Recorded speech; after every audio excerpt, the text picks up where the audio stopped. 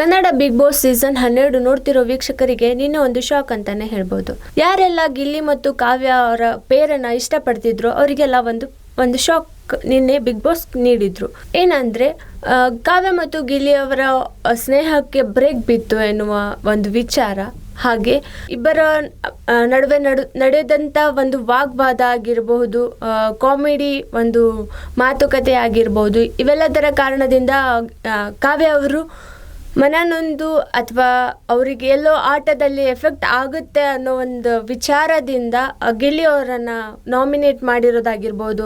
ಹಾಗೆ ಅವರ ಪ್ರತಿಯೊಂದು ವಿಚಾರದಲ್ಲೂ ಗಿಲ್ಲಿ ಅವ್ರನ್ನ ಸ್ವಲ್ಪ ದೂರ ಇಡೋದಕ್ಕೆ ಟ್ರೈ ಮಾಡ್ತಿದ್ದಾರೆ. ಇದೆಲ್ಲ ರೀಸನ್ನಿಂದ ನಿನ್ನೆ ಒಂದು ಪ್ರೋಮೋದಲ್ಲಿ ನೋಡಿದ ಹಾಗೆ ನಾವು ಬಿಗ್ ಬಾಸ್ ಕನ್ನಡ ಸೀಸನ್ 12ರಲ್ಲಿ ಮುದ್ದಾದ ಪೇರ್ ಒಂದು ನಿನ್ನೆ ಅವರಿಬ್ಬರ ಸ್ನೇಹಕ್ಕೆ ಬ್ರೇಕ್ ಬಿತ್ತು ಅಂತ ನಾವೆಲ್ಲ ಅಂದ್ಕೊಂಡಿದ್ವಿ.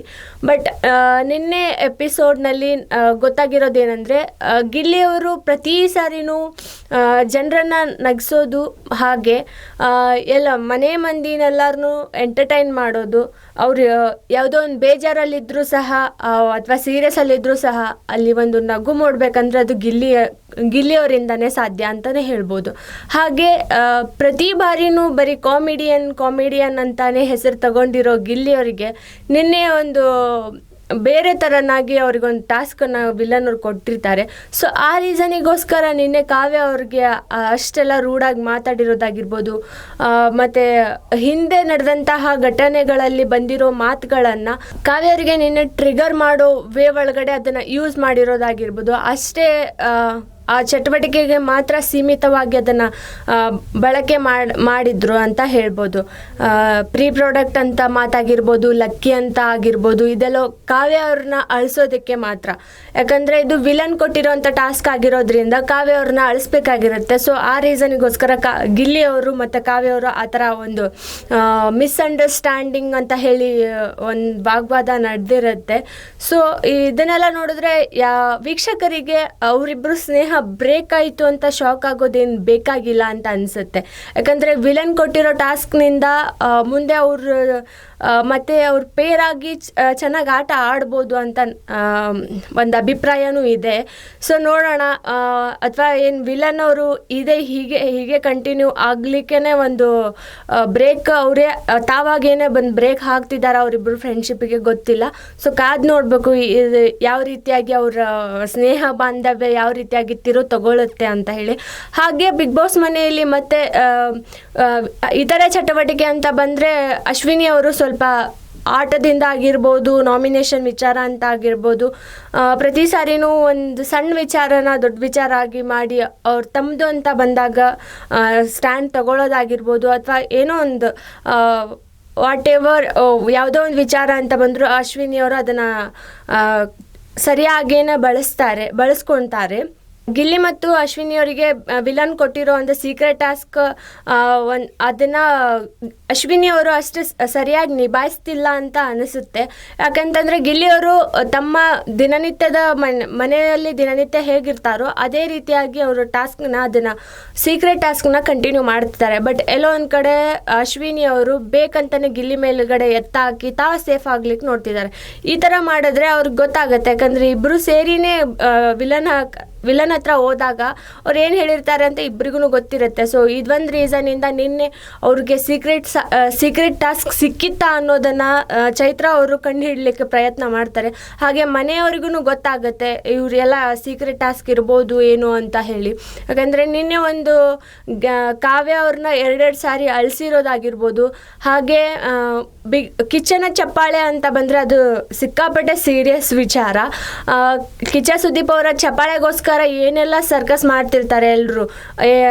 ತಾವು ಆಟ ಆಡೋದ್ರಿಂದ ಆಗಿರ್ಬೋದು, ತಮ್ಮನ್ನು ತಾವು ಮನೆಯಲ್ಲಿ ಗುರುತಿಸ್ಕೊಳ್ಳೋದಾಗಿರ್ಬೋದು, ಈ ಥರ ಎಲ್ಲ ಒಂದೊಂದು ಅವ್ರ ಪರಿಶ್ರಮಕ್ಕೆ ಸಿಕ್ಕಂಥ ಒಂದು ಬಹುಮಾನ ಅಂತಲೇ ಹೇಳ್ಬೋದು ಅದನ್ನು.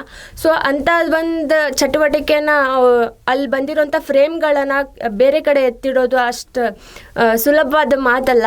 ಬಟ್ ವಿಲನ್ ಟಾಸ್ಕ್ ಕೊಟ್ಟಿರೋದ್ರಿಂದ ನಿನ್ನೆ ಗಿಲ್ಲಿಯವರು ಆ ಫೋಟೋಸ್ನೆಲ್ಲನೂ ಅಶ್ವಿನಿ ಮತ್ತು ಗಿಲ್ಲಿಯವರಿಬ್ಬರು ಮಾತಾಡಿಕೊಂಡೇ ಹೋಗಿ ಸ್ಟೋರ್ ರೂಮಲ್ಲಿ ಇಟ್ಟು ಬಂದಿರ್ತಾರೆ. ಸೊ ಇದೆಲ್ಲ ಆದಮೇಲೆ ಅಶ್ವಿನಿ ಅವರು ಬೇರೆ ಥರನಾಗಿ ಅದನ್ನು ಪೋರ್ಟ್ರೇ ಮಾಡ್ಬೋದಿತ್ತು. ಅದೆಲ್ಲೋ ಗಿಲ್ಲಿಯವ್ರ ಮೇಲೆ ಎತ್ತಾಕಿ ತಮ್ಮ ಸೀಕ್ರೆಟ್ನ ತಾವೇ ಬಿಟ್ಕೊಟ್ರು ಅಂತಲೂ ಅನಿಸುತ್ತೆ. ಹಾಗೆ ನೋಡ್ತಾ ಹೋದರೆ ನಿನ್ನೆ ಚೈತ್ರ ಅವರು ಬಂದು ಮಾತಾಡಿದಾಗ ಎಲ್ಲೋ ಒಂದು ಕಡೆ ಅವರು ಸೀಕ್ರೆಟ್ ಟಾಸ್ಕ್ನ ಒಂದು ವರ್ಡನ್ನು ಬಿಟ್ಕೊಟ್ರು ಅಂತಲೂ ಅನಿಸುತ್ತೆ. ಗಿಲ್ಲಿಯವರು ಅವ್ರವ್ರ ಟಾಸ್ಕ್ ಅವರು ಆಡ್ತಿದ್ದಾರೆ, ಸೈಕಲ್ ತುಳಿಯೋದು ಅವ್ರ ಟಾಸ್ಕ್ ಆಗಿದ್ದರೆ ಈ ಥರ ಸೀಕ್ರೆಟ್ ಮೇಂಟೈನ್ ಮಾಡಿ ಅವ್ರಿಗೂ ಒಂಥರ ಸೀಕ್ರೆಟ್ ಟಾಸ್ಕ್ ಕೊಟ್ಟಿರ್ಬೋದಲ್ವಾ ಅನ್ನೋ ಒಂದು ವರ್ಡ್ ಬರುತ್ತೆ. ಸೊ ಅದರಿಂದ ಚೈತ್ರ ಅವರು ಅದು ಒಂದು ಕ್ಲೂ ಇಟ್ಕೊಂಡು ಹೋಗಿ ಮನೆ ಹೊರಗಡೆ ಎಲ್ಲರಿಗೂ ಹೇಳೋಕ್ಕೆ ಟ್ರೈ ಮಾಡ್ತಾರೆ. ಇದೊಂದು ವಿಚಾರ ನೋಡಿದ್ರೆ ಎಲ್ಲೋ ಟಾಸ್ಕೂ ಅಷ್ಟು ನಿನ್ನೆ ಸರಿಯಾಗಿ ನಿಭಾಯಿಸಲಿಲ್ಲ ಅಂತ ಅಶ್ವಿನಿ ಅವರು ಅನಿಸುತ್ತೆ. ಹಾಗೆ ವಿಲನ್ ಅವರು ಸಿಕ್ಕಾಪಟ್ಟೆನೇ ಮನೆಯವರಿಗೆ ಮಸ್ತ್ ಕ್ಲಾಸ್ ತೊಗೋತಿದ್ದಾರೆ ಅಂತಲೇ ಹೇಳ್ಬೋದು. ಹೋದ ಸಾರಿ ಹಿಂದಿನ ವಾರಗಳಲ್ಲೆಲ್ಲ ಅವರು ಮಾಡಿದಂಥ ತಪ್ಪುಗಳಿಗಾಗಿರ್ಬೋದು ಅಥವಾ ನಿಯಮಗಳನ್ನು ಉಲ್ಲಂಘನೆ ಮಾಡಿರೋದಾಗಿರ್ಬೋದು, ತಮಗೆ ಬಂದಿರೋಂಥ ಸಾಮಗ್ರಿಗಳು ಅಥವಾ ಗ್ರಾಸರಿಗಳನ್ನು ಅವರು ಪಡ್ಕೊಳ್ದೆ ಅದನ್ನು ಲೆಕ್ಕಾಚಾರ ತಪ್ಪಾಗಿ ಮಾಡಿ ಅದನ್ನು ಕಳ್ಕೊಂಡಿರೋದಾಗಿರ್ಬೋದು. ಈ ಸರಿ ವಿಲನ್ ಅವರು ತಮ್ಮ ಒಂದು ಭಾಷೆ ಒಳಗಡೆ ಅವ್ರಿಗೆ ಹೆಂಗೆಲ್ಲ ಟಾರ್ಚರ್ ಕೊಟ್ಟು ಅವ್ರಿಗೆ ಯಾವ ಥರ ಅದರ ಎಫೆಕ್ಟ್ ಮುಟ್ಟಿಸಿ ಅದರ ವ್ಯಾಲ್ಯೂ ಏನಂತ ತಿಳಿಸ್ಬೇಕಲ್ಲ, ಆ ಥರ ಎಲ್ಲದನ್ನು ಅವರು ಕೆಲಸ ಕಾರ್ಯಗಳನ್ನು ನಿಭಾಯಿಸ್ತಿದ್ದಾರೆ ಅಂತಲೇ ಹೇಳ್ಬೋದು. ನಿನ್ನೆ ಮನೆ ಮಂದಿ ಎಲ್ಲ ನಿದ್ದೆ ಮಾಡಬೇಕು ಅಂತಂದರೆ ಮತ್ತು ಧನುಷ್ ಮತ್ತು ರಘು ಅವರಿಗೆ ಒಂದು ಟಾಸ್ಕ್ ಕೊಟ್ಟಿರ್ತಾರೆ, ಸೈಕಲ್ ತುಳಿಯೋದು. ರಾತ್ರಿ ಪೂರ ಯಾರು ಸೈಕಲ್ ತುಳಿತಾರೋ, ಸ್ವಲ್ಪ ನಿಂದ್ರಿಸ್ತಾ ಹಾಗೆ ಯಾರು ಸೈಕಲ್ ತುಳಿತಾರೋ ಅಂದರೆ ಮನೆಯವರಿಗೆ ನಿದ್ದೆ ಮಾಡೋಕ್ಕೆ ಬಿಡ್ತೀವಿ, ಇಲ್ಲಾಂದರೆ ನಿದ್ದೆ ಮಾಡೋಕ್ಕಾಗಲ್ಲ ಅಂತ ವಿಲನ್ ಅವ್ರು ಹೇಳಿರ್ತಾರೆ. ಹಾಗೆ ಆ ಮಾತಿನ ಪ್ರಕಾರ ಧನುಷ್ ಅವರು ನಾನು ಮಾಡ್ತೀನಿ ಅಂತ ಹೇಳಿ ಒಪ್ಕೊಂಡು, ರಘು ಅವರು ನಾನು ಮಾಡ್ತೀನಿ ಅಂತ ಹೇಳಿ ಒಪ್ಕೊಂಡು ಬಂದಿರ್ತಾರೆ. ಸೊ ನಿನ್ನೆ ನೈಟೆಲ್ಲ ಫುಲ್ ಮನೆಯವರ ನಿದ್ದೆಗೋಸ್ಕರ ಧನುಷ್ ಮತ್ತು ರಘು ಅವರು ಸೈಕಲ್ ತುಳಿಯೋ ಚಟುವಟಿಕೆಯನ್ನು ಮಾಡ್ತಾರೆ. ಹಾಗೆ ವಿಲನ್ ಅವರ ಈ ಒಂದು ಚಟುವಟಿಕೆ, ನಾಮಿನೇಷನ್ ಚಟುವಟಿಕೆ ಹೇಗೆ ಮಾಡಬೇಕು ಅನ್ನೋದ್ರ ಮೇಲೆ ಇವತ್ತಿನ ದಿನ ಗೊತ್ತಾಗುತ್ತೆ. ನಾಮಿನೇಷನ್ ಯಾರ್ಯಾರು ಹೇಗೆ ಮಾಡಬೇಕು ಅಂತ ಹೇಳಿ ವಿಲನ್ ಅವರ ಆದೇಶದ ಮೇರೆಗೆ ನಿಂತಿರುತ್ತೆ.